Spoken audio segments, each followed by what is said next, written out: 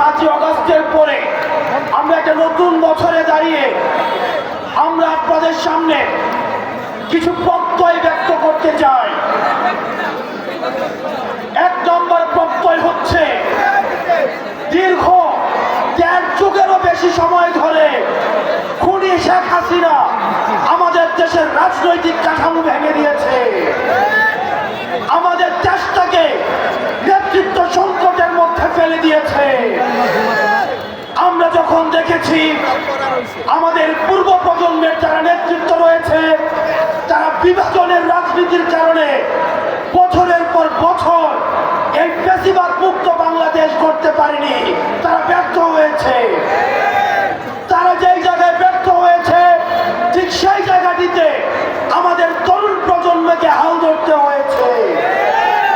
প্রিয় ফরিদপুরবাসী, আমরা আপনাদের কাছে আশা করব এই লিডারশিপের যে নেতৃত্ব, এই নেতৃত্বের যে হাল আমরা ধরেছিলাম, পরবর্তী বাংলাদেশ পুনর্গঠনে আমাদের এই নেতৃত্বের হাল আমাদের শক্তভাবে আমাদেরকে ধরতে হবে।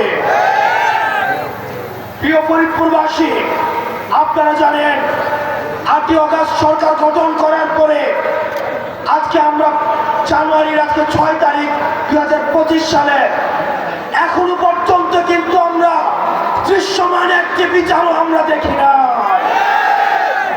2009 সালে পিলখানা হত্যাকাণ্ডের একটা বিচারও হয় নাই। 2014-এর শাপলা হত্যাকাণ্ডের কোনো বিচার হয় না।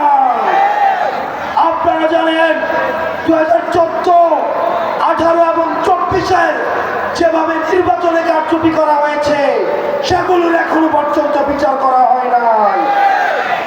এই অন্তর্বর্তীকালীন সরকারকে আমরা স্পষ্টভাবে বলতে চাই, আপনার যদি আমাদের মাঝে গ্রহণযোগ্যতা বাড়াতে চান অবশ্যই অবশ্যই এই অন্তর্বর্তীকালীন সরকারের সময় আমাদের এই বিচারগুলো আপনার নিশ্চিত করতে হবে।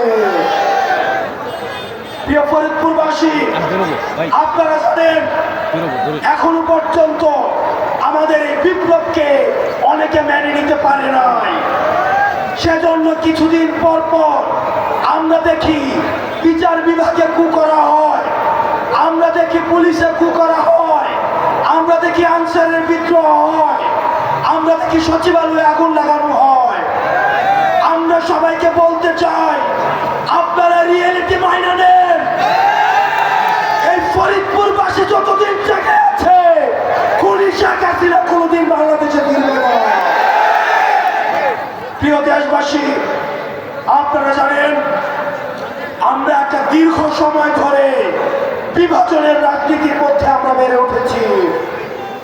আমাদের বিভাজনের রাজনীতির মধ্যে রেখে আমরা জাতীয় ঐক্য কখনো পৌঁছতে পারিনি।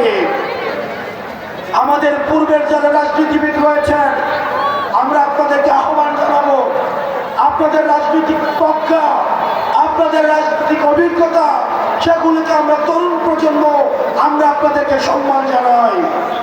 একই সাথে আপনাদেরকে আহ্বান জানাবো, এই তরুণ প্রজন্মের যে আত্মবিশ্বাস, এই তরুণ প্রজন্মের যে অকুত ভয়, এই তরুণ প্রজন্মের যে বাদ ভাঙা যায় ভয়, এই ফ্যাসিবাদকে বাংলাদেশ থেকে উৎখাত করার জন্য তাদের যে প্রত্যয়, আপনার প্রত্যয়ের সাথে তাদের এই প্রত্যয়ের যদি আপনার সম্মিলন না ঘটাতে পারেন তাহলে 24 পরবর্তী বাংলাদেশ বিনির্মাণে আমরা ব্যর্থ হব।